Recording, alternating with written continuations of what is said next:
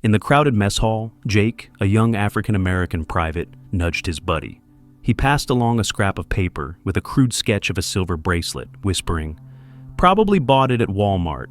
Maria, a Hispanic private, chuckled softly. Clara Hayes, the cook, heard it clearly, but only tightened her grip on the tray and quietly sat down in the corner. On her wrist, the silver bracelet glimmered under the fluorescent lights. To most, it was just a cheap trinket, but soon, the entire base would learn. It was a promise that could never be forgotten. If you believe in silent heroes, like, share, and subscribe to Humankind Stories. Morning at Hawthorne Base began with the blare of a harsh siren. Out on the yard, young soldiers lined up as Humvees roared, ready for patrol. Inside the mess hall, the smell of weak coffee mixed with the clatter of spoons, the atmosphere buzzing but tense, just like any other day. Clara Hayes, 28, walked in carrying a metal tray. Her fatigues were worn, her hair tied back, her small frame almost swallowed up among the tall soldiers. To most, Clara was nothing more than the soup lady. She spoke little, kept to herself, and nobody paid her any mind, except when their stomachs growled. But there was one thing different about her. On her right wrist, a faded silver bracelet etched with strange symbols. It wasn't shiny, only darkened by years of wear. Jake, a young African-American private fresh out of training, sat at a table near the window. He smirked, scribbled on a scrap of paper, a crooked bracelet drawing, and passed it to Maria, a Hispanic private. He muttered, just loud enough for Clara to hear, "Bet she bought it at Walmart. Looks like flea market junk." Maria giggled. A few nearby soldiers glanced over, sharing the smile. Clara didn't turn. She heard them, but walked on slowly, tray firm in her grip. Her eyes were fixed on her food as though nothing else mattered. She chose a corner table against the wall and sat in silence. Soft chuckles echoed behind her. In a U.S. Army base, open mockery rarely broke discipline, but whispered jokes, quiet snickers, those were enough to make someone feel their difference. Outside, Humvee engines rumbled. A sergeant barked, "Check your gear, move it." The sound was a reminder of military discipline. Yet inside the mess hall, the muted laughter still circled, aimed at one person, Clara. She raised her cup of black coffee, her face unchanged. Her other hand unconsciously gripped the small wooden spoon tucked in her pocket, which she always carried from the kitchen. It was her way of keeping steady. Jake leaned toward Maria, whispering again, "She doesn't know anything but ladling soup. That bracelet's just a scam."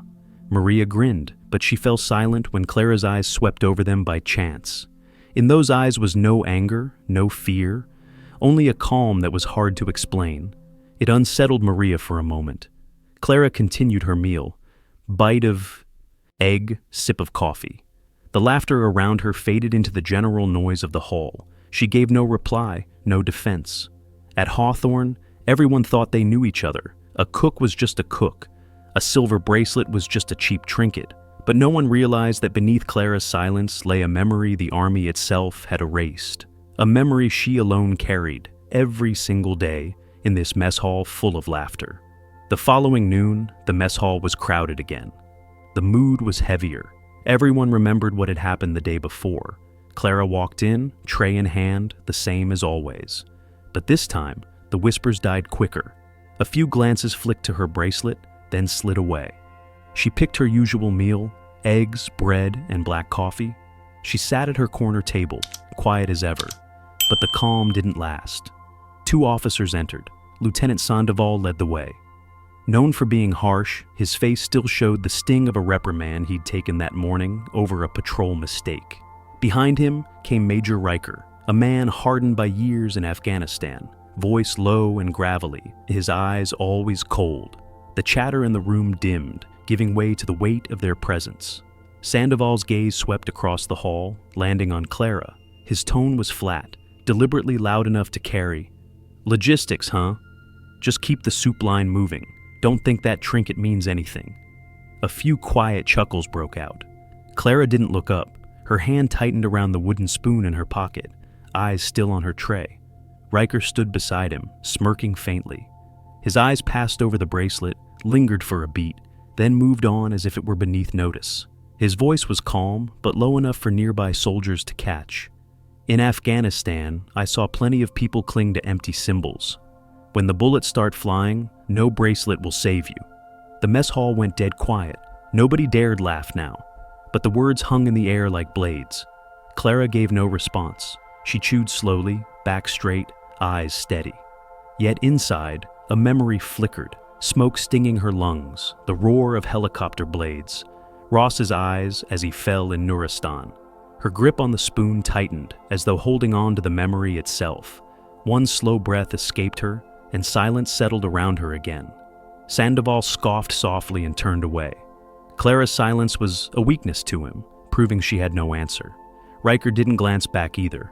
In their eyes, she was still just the cook, not worth another word.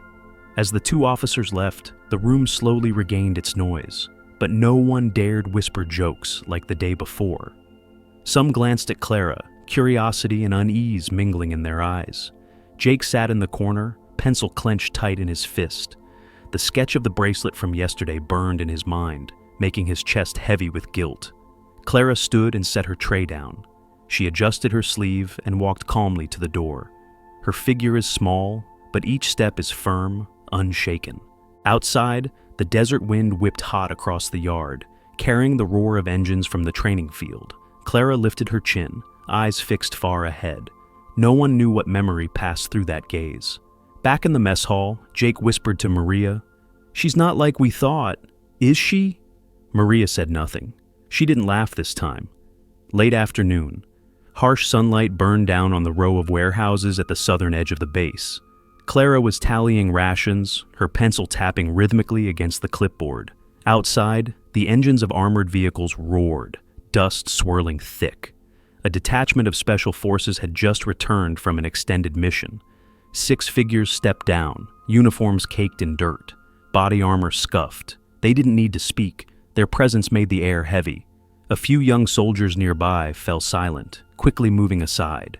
The lead soldier, broad-shouldered, strode straight to the receiving desk.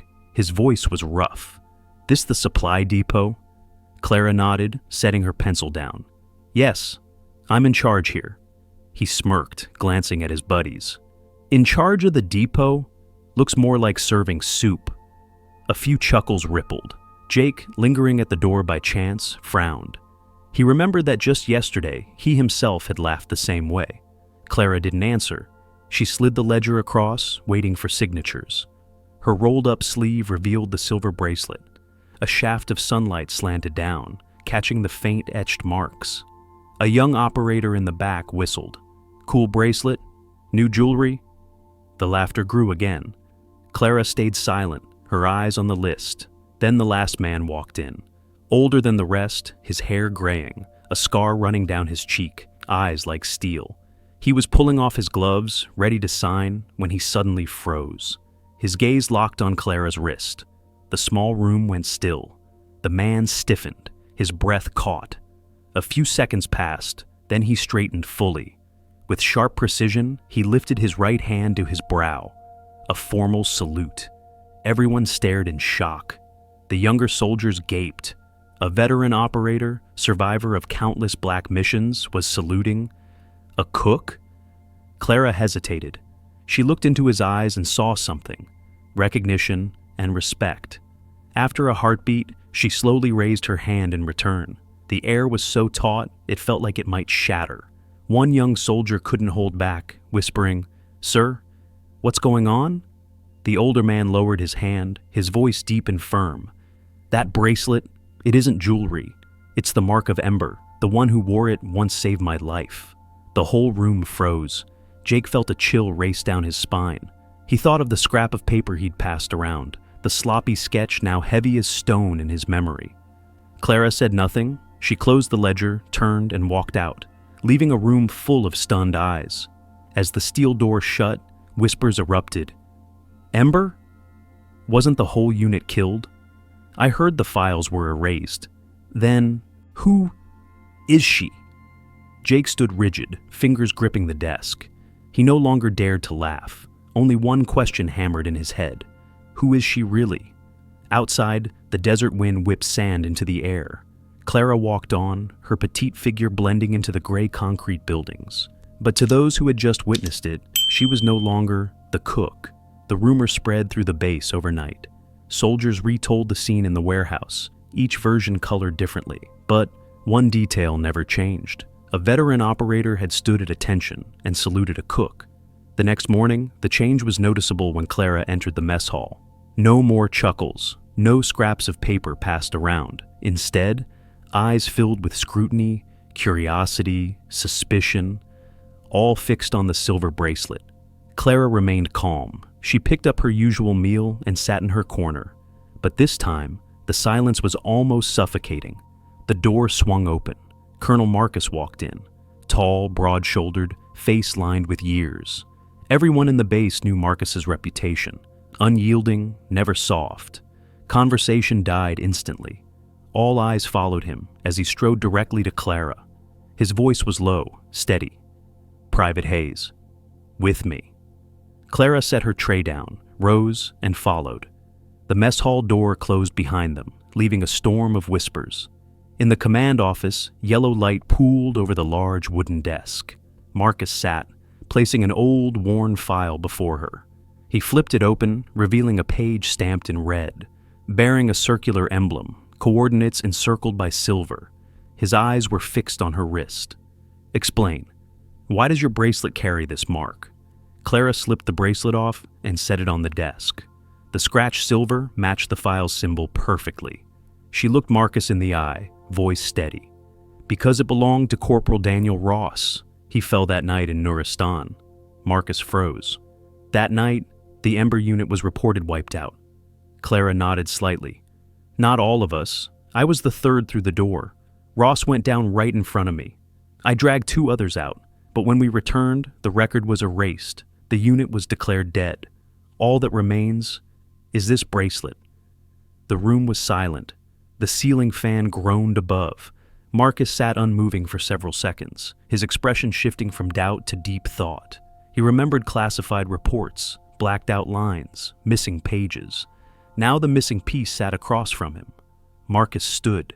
He paced once around the desk, then abruptly stopped. Straightening, he raised his hand to his brow, a crisp salute. Clara rose as well, returning the salute. Just then, the office door creaked open. A young officer passing by glimpsed the scene. His eyes widened before he shut the door quickly. Within hours, word raced across the base. Colonel Marcus had saluted the cook. By afternoon, whispers filled every hallway. A phrase surfaced again and again. "Ember Three." Jake sat in the rec room, gripping the crumpled scrap of paper he had once drawn on. The lines now weighed like lead. He muttered under his breath, "Nuristan? Who is she really?" Maria sat beside him, silent. In her eyes, Clara was no longer just the soup lady. Meanwhile, Clara was back in the kitchen. She washed rice, checked rations, and stirred the soup. Each movement is the same as always, but every soldier who passed by now looked at her differently. From an anonymous cook, Clara Hayes had become the living mystery of Hawthorne Base. Night at the base was quieter than usual. After the tense meeting, everyone whispered about Clara, but the kitchen lights still burned. Clara sat alone at a wooden table, the silver bracelet lying neatly before her. Fluorescent light gleamed across its worn scratches. Her fingers traced the surface, the etched marks pressing into her skin, pulling her mind back to a night long ago. The night at Nuristan, black smoke rising, bullets shrieking through the air. Clara, then known as Ember Three, was running just behind Ross. He went down only a few steps ahead. Blood spread quickly across the sand. His trembling hand grabbed her wrist, shoving the silver bracelet into her palm. "Keep it, Clara. Don't let us be forgotten." His voice faded, then went silent. The memory was carved deep, never to fade. Clara drew in a breath and closed her eyes. The bracelet still lay there when she opened them, cold, heavy. From that day she chose silence, not from fear, but from a promise. If the records were erased, if her comrades were listed as nameless dead, then at least one person had to guard their memory. That person was her. Clara slipped the bracelet back on, tightening it around her wrist. Then she rose, walking to check the ration storeroom. The kitchen at midnight was hushed, only the tick of a clock. She opened the crate of rations, counted each packet, and made careful notes. Clara rose at 3 every morning, cooked meals, and portioned food, ensuring proper nutrition. To her, it wasn't a chore. It was the continuation of a mission, to feed the soldiers so they could fight. Outside, Jake was on patrol, passing by. Seeing the light still on, curiosity drew him to peer through the window. Inside, Clara sat at the table, the bracelet gleaming under the lamp. Her head was bowed, lips moving as if speaking to someone unseen. Jake held his breath. In that moment, Clara didn't look like a soup lady. She looked like a hidden warrior, guarding the memory of a unit long gone. Jake moved on, his chest heavy. The image of the scrap of paper he once passed around came back to him, filling him with shame. In the corner of the kitchen, Clara opened a small cabinet. Inside, alongside her food logs, was an old M4 rifle. She pulled it out, wiped each part clean, then aimed through the dark window. Her lips whispered softly, "Stay frosty, Clara." Locked and loaded. The phrase Ross once teased her with had become her nightly reminder. She put the rifle away and closed the cabinet. Tomorrow morning's task would still be breakfast for the unit, but deep down, Clara knew, if the base ever shook again, she would not stand behind a soup pot. She would keep her promise. 4 a.m. The sky was still black, and the desert winds were cutting across the concrete walls. Clara was preparing the ration load for the new day when the ground suddenly trembled. A deafening blast erupted from the north. Then 2, 3 more, shaking the kitchen windows. Alarms wailed, red lights flashing. The duty officer's voice thundered over the loudspeakers. "High alert! Intruders from the north!" Clara dropped her logbook and ran outside. In the yard, young soldiers scrambled, some clutching helmets, others fumbling with armor. The northern radar was dark. Someone shouted, "The storm last night fried the system. They've broken through." Through the dust, Clara spotted 3 dark figures sliding in like shadows, cutting the fence with strange gear. Their target, the command center and weapons depot. No time to think. Clara sprinted to the storeroom and yanked open a steel locker. Inside was the familiar old M4. She pulled the bolt back, the cold metal solid in her hands. "Jake, Maria!" she shouted. 2 young soldiers, panicked nearby, turned. Jake's eyes widened at the sight of Clara armed. "Come with me." Now. They followed, ducking behind cargo crates as the first shadow moved in. Clara signaled sharply. "Maria, left side. Jake, stay low, don't pop your head." Maria nodded hard, steadied her aim, and fired. The intruder staggered back, hit in the shoulder. Clara swung her rifle and squeezed the trigger. Another dropped instantly. Jake trembled, his weapon shaking. Clara shot him a quick glance, barking, "Kid, soup's not gonna save your life." "Aim straight." A nervous grin flickered on Jake's lips. He inhaled, squeezed off a shot. The bullet grazed, but it was enough to stall the last intruder. Clara surged forward, precise and fast, dropping him before he could retaliate. The smoke cleared. 3 bodies lay still. Jake panted, wide-eyed, hardly believing it. Maria lowered her rifle, sweat dripping, her face steady. Clara adjusted her breathing, voice calm. "We've stopped them. Hold position until the main force arrives." Minutes later, armored vehicles stormed the yard. Colonel Marcus and Sandoval led, weapons ready. But everyone froze when they saw the scene. 3 intruders down, and Clara, the cook, standing firm with an M4. "Report!" Marcus demanded. Clara's tone was crisp. 3 infiltrators exploited the broken radar, neutralized, assisted by Jake and Maria. The yard fell silent. Jake drew in a breath, stepped forward, voice cracking. "Sir, I was wrong. She's not just a cook." Maria nodded firmly beside him. At the back, Sandoval stayed quiet for a long moment before lowering his head slightly, regret heavy in his eyes. Marcus studied Clara. Then he straightened and raised his hand, in salute. Every soldier present followed, standing at attention, saluting as one. Clara returned the salute, her movement sharp. Then she slipped off the silver bracelet and set it on the table beside her. The dull silver caught the flashing red lights. The next day, the mess hall was silent when Clara entered with her tray. No whispers, no laughter. Instead, the entire room rose, standing at attention. Clara nodded slightly and sat as always, as if nothing had changed. The silver bracelet was no longer a joke. It had become the symbol of loyalty, of memory that could not be erased. And in Clara's silence, everyone understood. Some heroes don't need medals, because their silence keeps the unit standing.